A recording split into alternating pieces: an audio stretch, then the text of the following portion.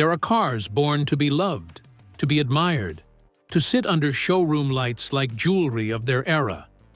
And then there are cars born to be thrown into life, dragged through potholes, scraped by doors, blasted with salted snow, run 12 hours a shift like a sledgehammer that is never allowed to break. The Czech Marathon belongs to the second group. But what makes it strange, maybe even a little reactionary in the Detroit world, lies in a paradox that once spoken aloud is enough to make people look up. Let's start with the numbers. In the 1960s, a Chevy Bear was seen as a symbol of a prosperous, glossy, confident America. But the mechanical reality back then was far harsher than the ads. Making it to 100, without needing an engine rebuild was already an achievement. Yet in New York, right on roads chewed up by taxis and weather, checker marathons ran everywhere with odometers climbing to 1 million miles. 1 million miles! Not some parlor legend, but something taxi drivers and mechanics treated as just another day in the city. Put the two images side by side, and you'll see the contrast. A gleaming Cadillac, tail fins high like wings, chrome so bright it reflects the whole sky, was the fashion of that era. The Czech Marathon, on the other hand, is boxy like a crate, its face squared off like an industrial tool. No tail fins, no trying to look new, it came to work. At this point, the question is clear. How could a small automaker in Kalamazoo, Michigan, with a budget that was a grain of sand compared to GM, create a car that the big three, Ford, GM, Chrysler, couldn't kill? To understand why the Czech Marathon could endure for so long, we have to go back to where it all began. Not the showroom, but the fleet yard. And at the center of that story is someone very different from the glamorous image of auto tycoons, Maurice Markin. Maurice Markin wasn't a flashy car guy. He was practical. And that practicality was forged in a time when taxis in America's cities didn't compete only through service, but also through pressure and violence. The taxi wars of the 1920s weren't a fancy phrase. They were a survival context. From there, Checker formed a business model that ran against the current of Ford or Chrysler. While the big three sold a dream to retail customers, pushing the story of a new model every year into the buyer's psyche, Checker at first almost didn't care about retail buyers.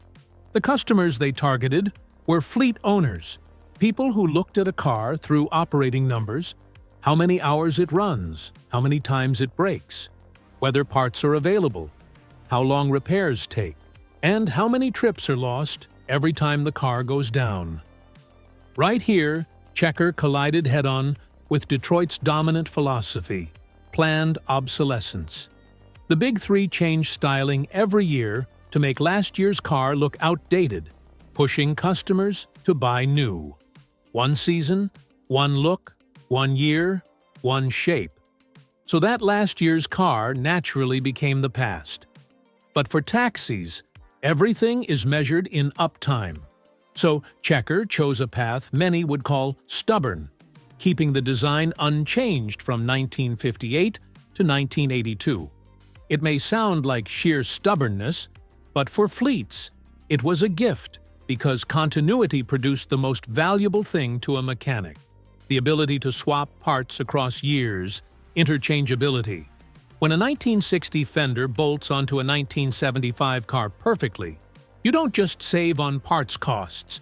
You save time hunting for components, save labor hours, cut down time, and turn maintenance into a smooth, industrial-like process. While most cars of the same era chose a perimeter frame or began leaning toward unibody, these two approaches made cars lighter, smoother riding, and better suited to family use. But in return, under harsh working conditions, they were more prone to twisting when cornering hard, hopping curbs, or taking the not-at-all gentle impacts of urban taxi duty. Checker took a different road. They used an X-race frame, a heavy-duty X-frame. And this is the point that makes people in the trade nod. The X-frame forms a rigid spine and naturally anti-whist structure that keeps the body from wringing like a towel under lateral or torsional loads. In real taxi life, this isn't just about feel. It's why a checker that takes a hard side hit can still limp away, can still keep going. Then there's the suspension system. Checker didn't build a suspension for weekend cruising. They built a suspension to survive a shift. In the rear are extra-thick leaf springs, a choice that sounds crude, but is exactly right for the job.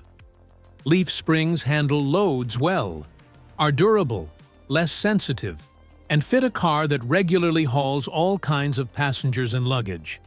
Up front are arms reinforced specifically for New York potholes, meaning they didn't just bolt them on for show. They designed for the taxi's real operating environment. But there was an even more practical move, one that shows Checker understood the limits of a small company very clearly. The engine strategy. Checker didn't build their own engines because, for them, it was too risky. Building your own power plant means shouldering massive R&D costs, taking on the risk of design flaws, and maintaining a complex supply chain. While their goal was reliability and fast repairability, instead, they used a parts bin engineering strategy, leveraging the existing parts supply and taking the best of what others had already proven. Early on, it was the Continental Inline 6, an inline six-cylinder layout known for smoothness and that kind of durability. You can truly work hard. Later, they moved to something that was practically the common language of American mechanics, the Chevy Small Block 58 with 283, 327, 350 options. Just hearing those numbers, many older viewers can already hear the signature engine note of the Detroit era. And if you want one detail that shows Checker truly thought like a fleet operator, look at the rear axle. Dana 44. This isn't the kind of axle you put under a normal sedan if your goal is smoothness and economy. Dana 44 is what you typically see under Jeeps and pickup trucks, where load and durability come first. Overkill for a sedan? Yes. Necessary for a taxi? Absolutely. A taxi doesn't just carry people. It carries luggage. It carries the constant cycle of hard acceleration and hard braking. And an overbuilt rear axle is exactly what keeps the car from folding. Then there's the bodywork, where Checker made a choice that surprises a lot of people, because it sounds more like an industrial vehicle standard than a passenger car. 14-gauge steel armor. Standard automotive steel is usually 18 or 20 gauge. Checker used 14 gauge for the body panels. And you have to remember one important rule. The smaller the gauge number, the thicker the steel. Thicker steel means more weight and worse fuel economy, but in return, it takes scrapes and bumps better, and it's less prone to that one light hit and it wrinkles kind of denting. And to complete the mindset that the car has to get back on the road fast, Checker did something extremely trade true. Bolt-on panels. Bolt-on panels. All four fenders were bolted on, not welded in place. When a fender got dented, a mechanic could swap it out in 20 minutes without needing any cutting or welding equipment. Imagine the difference between 20 minutes and a drawn-out cut-weld paint process. For a taxi, that's an entire work shift that can be saved. This is the kind of thing retail customers rarely notice, but fleet owners and mechanics see it instantly. This car was designed to be repaired like a tool, not treated like a piece of jewelry. For passengers, Checker isn't the kind of thing that makes people gasp at a luxurious interior, but it feels like stepping into a space calculated around real-world needs rather than aesthetic taste. The jump seats turn the cabin into a place that can adapt flexibly when carrying extra people, especially in the situations urban taxis always face. A small group suddenly needing to ride together, or an airport run where the passenger isn't traveling alone. And then there's one very fit-for-purpose detail that anyone who climbed in and out of these cars back then will remember. A dead flat floor with no drive shaft hump bulging up high. For Checker, that wasn't just comfort for stretching your legs. It was real utility. The roomy space made it feel more like a living room than a typical sedan.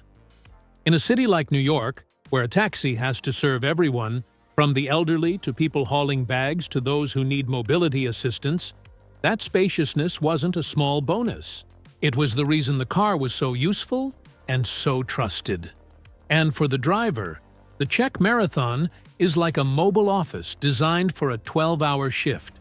Practical, rough, unglamorous, but exactly what's needed. Everything is laid out to endure repetition.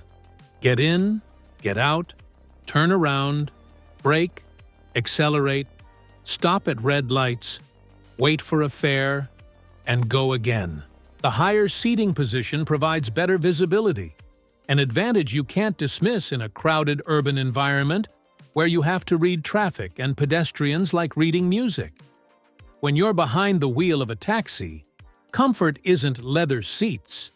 Comfort is seeing clearly, operating easily, and feeling less worn out after hundreds of stop-and-go cycles. But then, the 1973 oil crisis hit every heavy car head-on, and Checker was one of the clearest examples. Its tank-like structure made it weigh nearly 2 tons, and when you haul nearly 2 tons of steel around the city all day, terrible fuel consumption stops being a rumor. Before that, people could accept trading fuel for durability. But after 1973, the economics flipped. Fuel became an obsession, and anything that guzzled gas got put under the operating cost microscope. Next, new late 1970s regulations on front bumpers and crash standards drove engineering costs through the roof. And for a small company, that's the kind of cost that can kill an entire production line, even if the product is still trusted. The Big Three could spread compliance costs across millions of cars, could swallow R&D with massive scale. But in Kalamazoo, Michigan, every major change was a deep cut into the company's ability to survive. And then the ending arrives like a quiet shot. In 1982, the last Checker left Kalamazoo, not because the car suddenly became bad, but because the world around it had changed the rules of the game. The era began demanding lighter, more fuel-efficient vehicles, faster compliance with new safety standards, and production at a scale a small company couldn't sustain. Looking back at the whole story, the Checker Marathon isn't the fastest, isn't the prettiest, and isn't the most modern, but it's honest. Born to work, not to be displayed, and precisely because it was fit for purpose, it became something rare in American automotive history. Its legacy lies in how every decision served durability and time back on the road. Keeping the design unchanged from 1958 to 1982, so interchangeability became an advantage. A 1960 fender fits a 1975 car perfectly. The X-Race frame resists twisting with extra thick rear leaf springs and AA arms reinforced for New York potholes.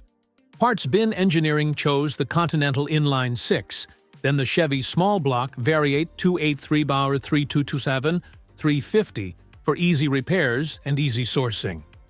The Dana 44, meant for Jeeps and pickup trucks, was put under a sedan. The body used 14-gauge steel instead of the standard 18 or 20-gauge, and all 4 bolt-on fenders could be swapped in 20 minutes. None of it was meant to impress, but to survive until a 1 million odometer became something you could predict. Today, cars often feel like appliances.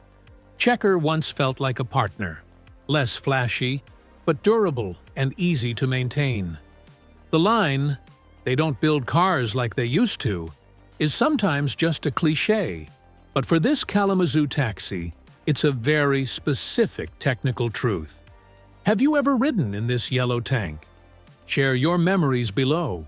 If you value mechanical engineering more than fashion trends, hit like and subscribe for more videos that dissect automotive history. See you next time.